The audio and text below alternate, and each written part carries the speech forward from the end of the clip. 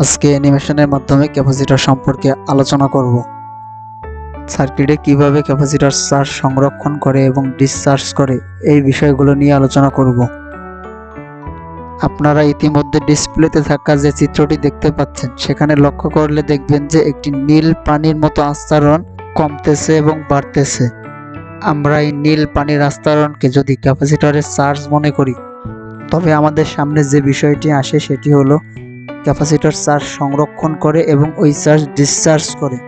আপনাদের মনে একটি প্রশ্ন আসতেই পারে, তবে সার্কিটে যে ক্যাপাসিটর ব্যবহার করা থাকে এটির কাজ কি শুধুই চার্জ সংরক্ষণ করা এবং ডিসচার্জ করা?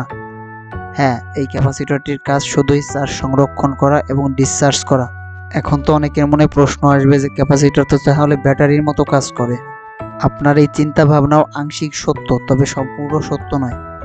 চলুন এই ভিডিওর মাধ্যমে ক্যাপাসিটরের সম্পূর্ণ কাজ অ্যানিমেশনের মাধ্যমে আপনাদেরকে আমি দেখানোর চেষ্টা করব।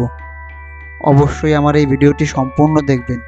অনুরোধ থাকবে ভিডিওটি না টেনে দেখার জন্য। সিরিজ এবং প্যারালাল সার্কিট সম্পর্কে আমরা অনেকেই জানি, তবে যারা আমরা না জানি তারা অ্যানিমেশনের মাধ্যমে এই সিরিজ এবং প্যারালাল সার্কিটটি বোঝার চেষ্টা করি। দুইটি রেজিস্টরের মাধ্যমে একটি সিরিজ সার্কিট অঙ্কনের চেষ্টা করতেছি, যেখানে একটি রেজিস্টর আরেকটি রেজিস্টরের অপর প্রান্তের সাথে সংযোগ দেওয়া হয়েছে। চিত্রে যে সার্কিটটি দেখতেছেন এই সার্কিটটি মূলত সিরিজ সার্কিট। সিরিজ সার্কিট সম্পর্কে কোনো প্রশ্ন থাকলে আমাকে কমেন্টে জানাতে পারেন। এখন আমরা একটু প্যারালাল সার্কিট সম্পর্কে জানার চেষ্টা করি। চিত্রে অ্যানিমেশন ভিডিওতে যে সার্কিটটি দেখানো হয়েছে এই সার্কিটটি মূলত একটি প্যারালাল সার্কিট। আপনি ইলেকট্রনিক্সের যে কোনো সার্কিট তৈরি করতে গেলে এই সিরিজ এবং প্যারালাল সার্কিট মেনেই আপনাকে কাজ করতে হবে। এই সিরিজ এবং প্যারালাল সার্কিট মেনেই আপনাকে যে কোনো সার্কিট ডিজাইন করতে হবে। আজকের এই ভিডিওর মাধ্যমে ক্যাপাসিটরের সিরিজ এবং প্যারালাল সার্কিটে এর আচরণ কেমন, একই সাথে এসি এবং ডিসি কারেন্টে ক্যাপাসিটরের আচরণ কেমন এই বিষয় সম্পর্কে জানার চেষ্টা করব। ব্যাটারি থেকে আমরা ডিসি সাপ্লাই পেয়ে থাকি। চিত্রে প্রদর্শিত সার্কিটে আমরা একটি ব্যাটারি, একটি ক্যাপাসিটর এবং একটি এলইডি লাইট নিয়েছি। আপনি যদি একটু লক্ষ্য করেন দেখবেন ক্যাপাসিটরটি লোডের সাথে সিরিজে সংযোগ করা রয়েছে। আপনি যদি একটু লক্ষ্য করেন দেখবেন ডিসি সোর্স থেকে ইলেকট্রনগুলো ক্যাপাসিটরের এক প্রান্তে আসছে কিন্তু অপর প্রান্তে যাচ্ছে না, যার ফলে আমাদের লোডটি বন্ধ রয়েছে। এই সার্কিট থেকে আমরা যেটি বুঝলাম, ক্যাপাসিটর ডিসি সার্কিটে সিরিজে কোনো কাজ করে না। এখন একটি ক্যাপাসিটরকে ডিসি সার্কিটে আমরা প্যারালালে সংযোগ করে দেখব। ক্যাপাসিটর ডিসি সার্কিটে প্যারালালে সংযোগ করলে সার্কিটের ভোল্টেজ কিছুটা বৃদ্ধি পায়। এই সম্পর্কে কোনো প্রশ্ন থাকলে অবশ্যই আমাকে কমেন্ট করে জানাবেন। পরবর্তী ভিডিওর মাধ্যমে আমি এই বিষয়গুলো উপস্থাপন করার চেষ্টা করব।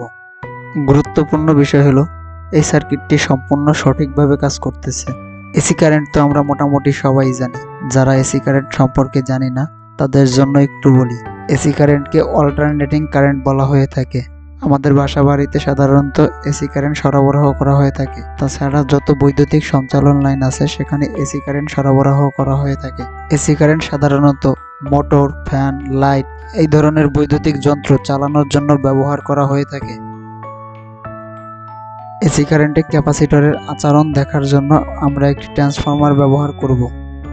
এটি একটি স্টেপ ডাউন ট্রান্সফরমার, যেটি 220 ভোল্ট থেকে 12 ভোল্টে কনভার্ট করে থাকে।